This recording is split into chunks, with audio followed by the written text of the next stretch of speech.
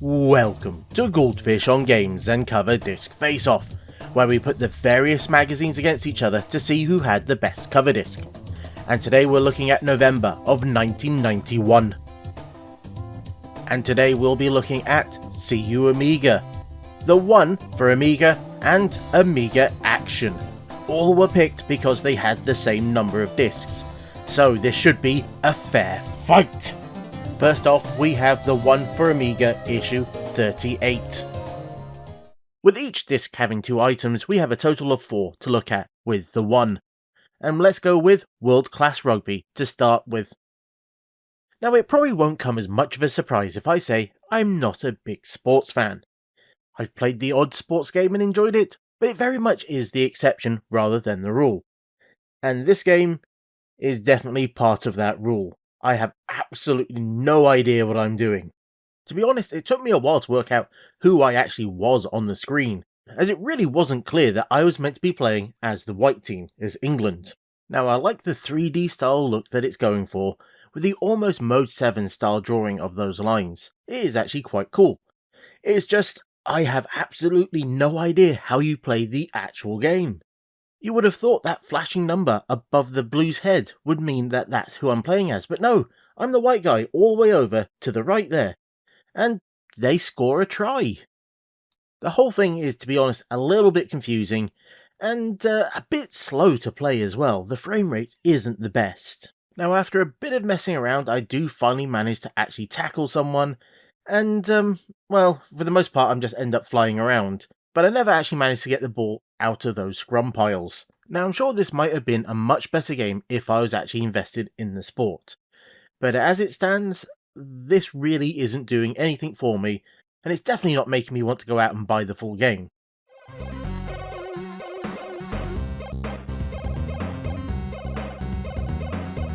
And after the silence of the last game, it's great to actually have a game that has sound effects and music, as we check out Hudson Hawk. Now, I've not really played the full game of this. I think I played it on a live stream once, but that was about it, so I really am quite rusty with its controls, as you can see clearly here. But after many attempts, and finally getting sort of used to the control method, and well, a lot of deaths because I didn't even realise that that was meant to kill you, I have to say its control method is a bit weird, as when you press up, he actually jumps to the side, not straight up as you'd expect. It also seems his punch is pretty much useless. You have to use the ball that you can throw to trigger stuff. Once you get those down, the game actually becomes a bit more playable. And I have to say, once things started to click, the game actually was relatively fun. I don't know if it deserves a lot of the praise that it gets, but I can see why people do enjoy it. Now, I will say that even if you're the speedrunning champion of this game, I don't know if you're going to get too far into this level, as you do only have a minute and a half to enjoy it. Where in the full game you get a full 9 minutes. So they really didn't want you to see everything that this level had to offer. If you wanted to see that, you'd have to buy the full game. But I do think they could have allowed you to see a bit more. But I will say it's probably better for you to die than to let the timer run out, because if you do, the game will actually just crash on you. It will eventually then guru meditate, and then you have to restart your Amiga to try it again.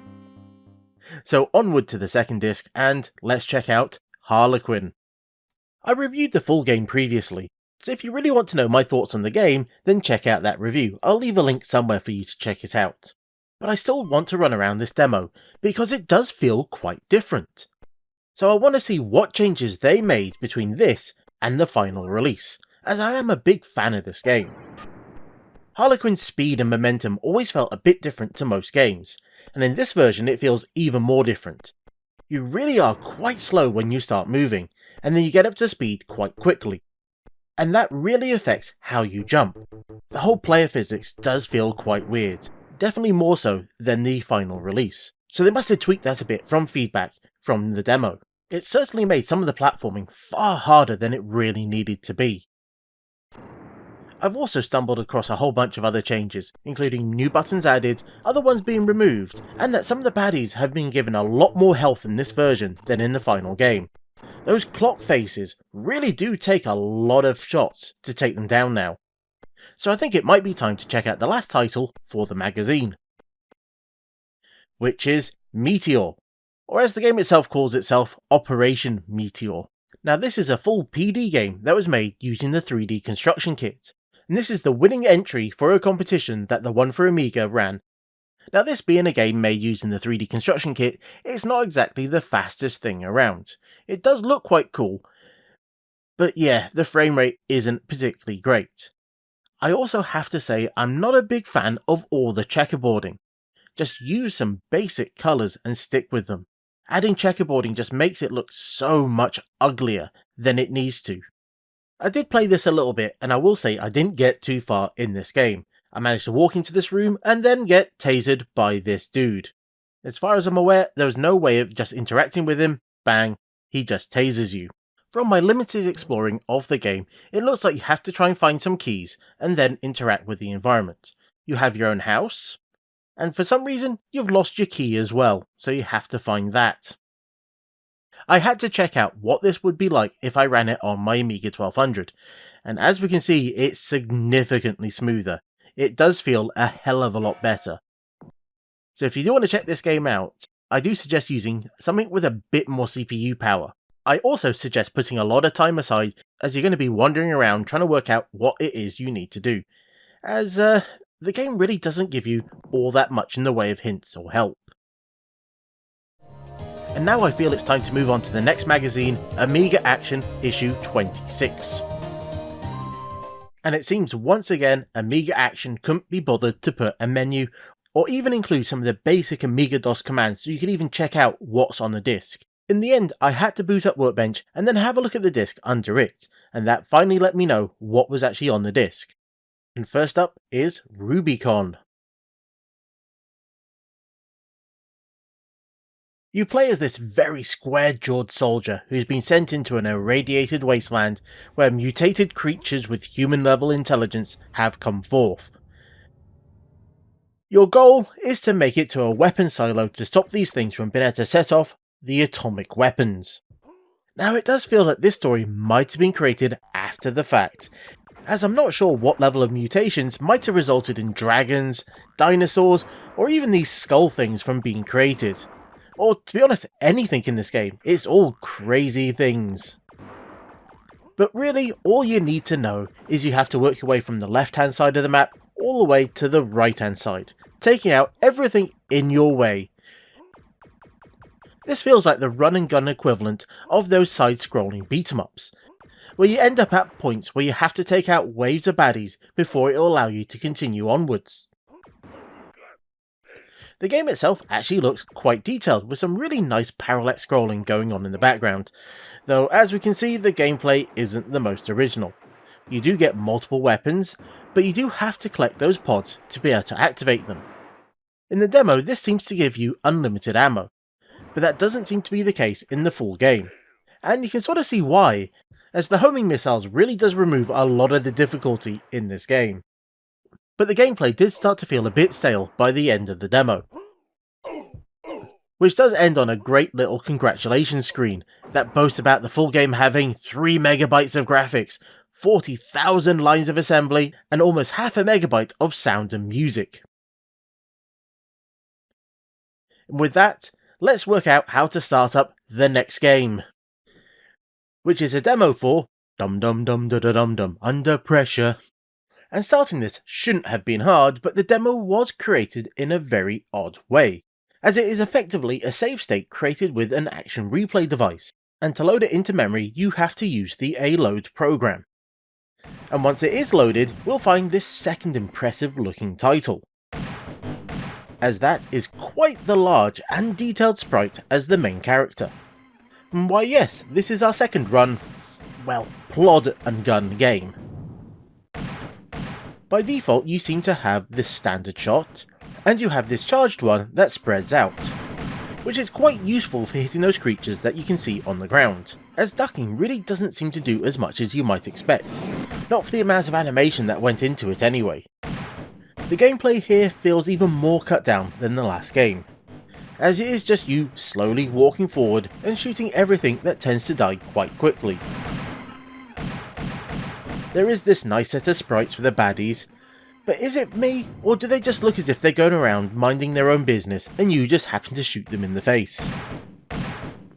Now there are a few weapons which you randomly collect by getting those little balls, but there doesn't seem to be any control over it. And the demo itself, well, it just seems to come to a dead end. I've not been able to get past this point at all, as there's no other routes that I can take, and there doesn't seem to be anything that can break the wall. And checking videos of the full game, well, there isn't a barrier there in the final release. So I get the feeling they just quickly put that there, loaded the game up, dumped its memory for the demo, and called it a day. It's all very cheap feeling. So let's move on to the next disc. And after doing the workbench dance again to work out what the names of the programs were, I was able to launch the first one, which was Robocards, which is another game that I've reviewed in the past. So check out a link to hear my thoughts on it. And this means we get another chance to see what improvements were made to the final game. And one of the first ones I found was the collision detection while on a moving platform. That was massively improved in the final game, as I managed to kill myself several times by being a bit too close to the walls while moving. Now the demo contains 3 relatively large levels as well as 1 bonus level, of which the first 2 I do remember from the game. The first one is pretty basic, but the second one is a jelly level, which is a great idea as it shows off some of the cool things you can expect from the full game. But surprisingly, what none of the levels really require or show off is the Expando suit, which I think it would be there as it's a core gameplay feature of the game. So that really does feel like a bit of a missed opportunity. Now the last level is actually this quite large one that really does use a range of the various tiles, and even has multiple exits, some of which will take you back to the very beginning.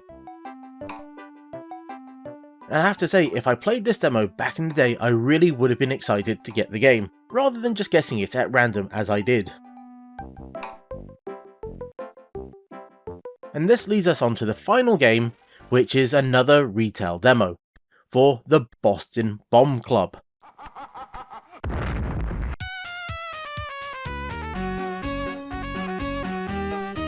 Which is easily the most polished looking demo we'll see in this video. This was clearly made at the end, or at least after the game was finished, as it has a few small touches that you'd only expect from a final release. And after selecting one of the members of the Bomb Club, you'll be introduced to the Ring Announcer, which will let you know the level you're playing, amongst a few other things. They were certainly going for a style here, weren't they? And when you get in the game, you realise how much effort has gone into what is a relatively straightforward puzzle game.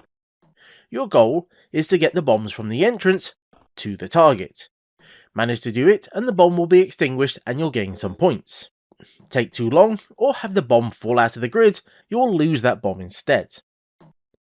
Now you do all this by rotating some of the tiles that are on the grid.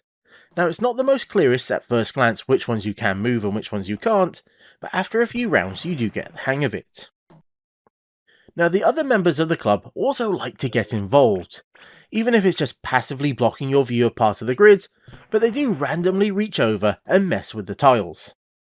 At first I thought I might actually have been playing against them, and was expecting far more interference, but it seems they're just there to mess with your day slightly.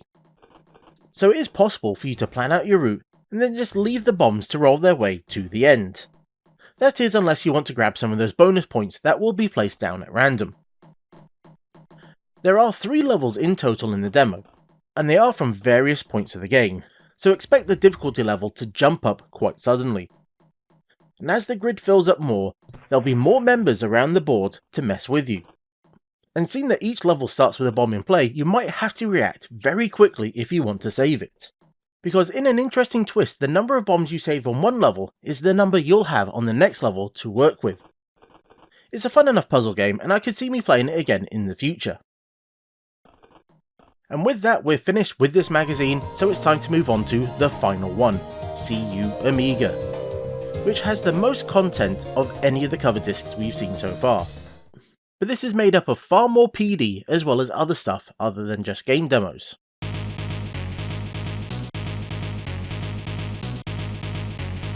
and it will open up with their Music of the Month, which thankfully you can toggle on and off if you want to.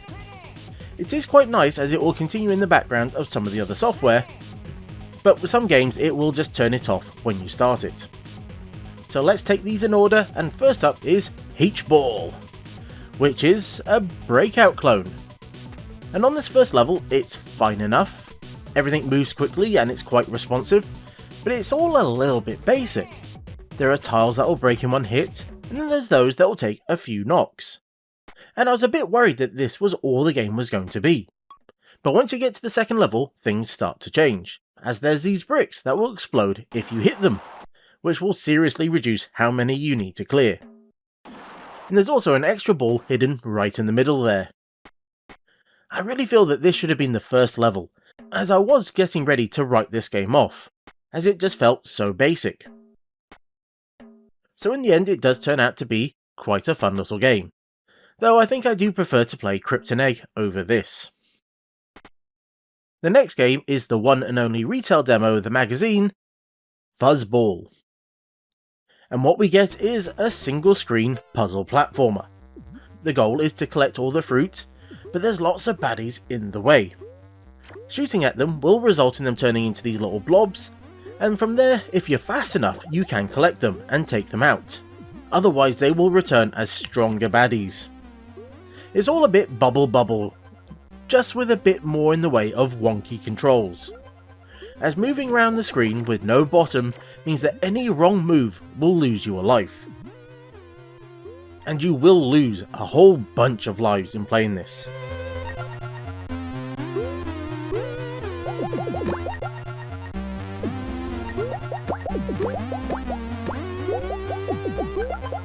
It's in the completely wrong direction in the frustration fun curve for me.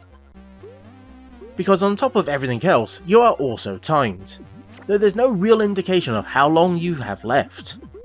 It's just at some point the birdemic will start and they will come and get you.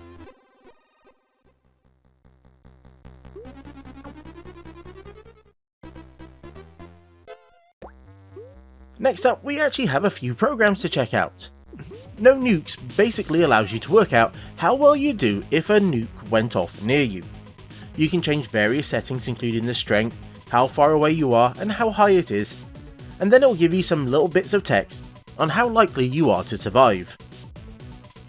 It's all very pleasant reading, really.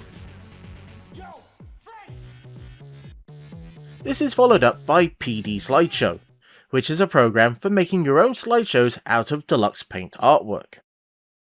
It comes with a set of images and a command file so you can see how this was set up, and allow you to make your own.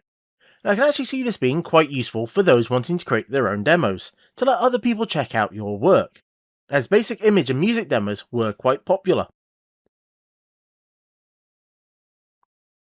The final PD on the disc is China Challenge, which is a Mahjong solitaire game. Now if you've not played this variation before, all you have to do is clear the tower by selecting two tiles that look the same. Do this correctly and you'll uncover more tiles below it, or to the side depending on where it is. And you have to keep going until you have no tiles left. It's one of those games that relies on a little bit of luck as well as your skill, and is a pretty good time waster. Though I do wish there was it would have been nice if there was a bit more clearer in the separation between the layers. The second disc only contains 3 items, the first of which is a PD game called Cubulus.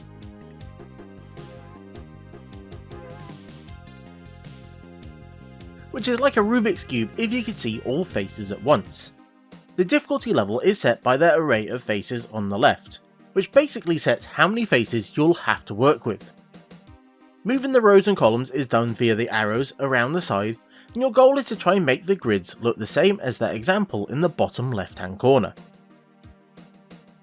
It's all very nicely done for a PD game. It has lots of options and even the ability to save your puzzle midway through. But I'm not all that good at Rubik's Cubes. I was more of a fan of those clock puzzles they did instead. So this really isn't my favourite type of puzzle game. Interestingly, this was actually made by the same dev who created that PD Star Trek game, which is pretty cool.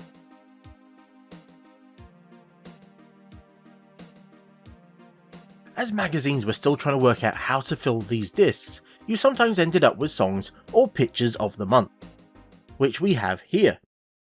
Now, like the song on the other disc, this is pretty nicely done, and I could easily see this showing up in a demo. And for those lucky enough to actually get picked to show up on these discs, you got a free subscription for a year to the magazine, which is pretty nice. And with that, we're now on to the final item, which was a disk locking application, and it effectively encrypted and password protected your discs, in which you'd have to boot from the disk to then enter a password to then unlock it. And because you had to unlock it before you used it, it could be quite awkward if you hadn't unlocked it prior to needing it. And you then have to remember to lock it again once you're done.